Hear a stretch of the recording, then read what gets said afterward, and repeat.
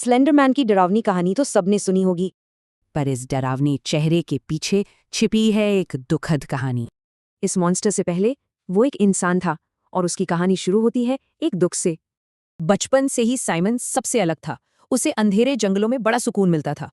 और फिर सिर्फ 10 साल की उम्र में एक आग ने उसे अनाथ और अकेला कर दिया।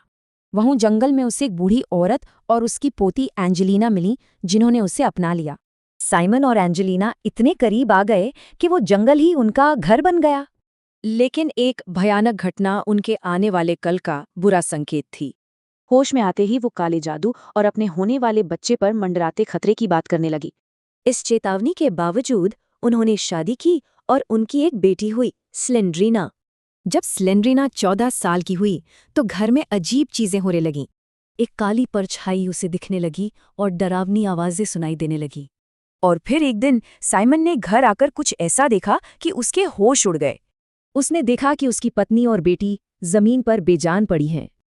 लेकिन ये तो बस एक मजाक था, पर साइमन ने इसे सच मानकर अपनी जान दे दी। और जैसे ही उसने दम तोड़ा, एक काली परछाई ने उसके शरीर पर कब्जा कर लिया। और इसी के साथ एक गलती से हुए हादसे ने एक मॉन्स्टर को जन्म दिया। साइमन की जगह अब एक लंबा, बिना चेहरे वाला खौफनाक जीव खड़ा था। ये देखकर एंजेलिना बुरी तरह डर गई और उसने स्लेंडरीना को भाग जाने के लिए कहा।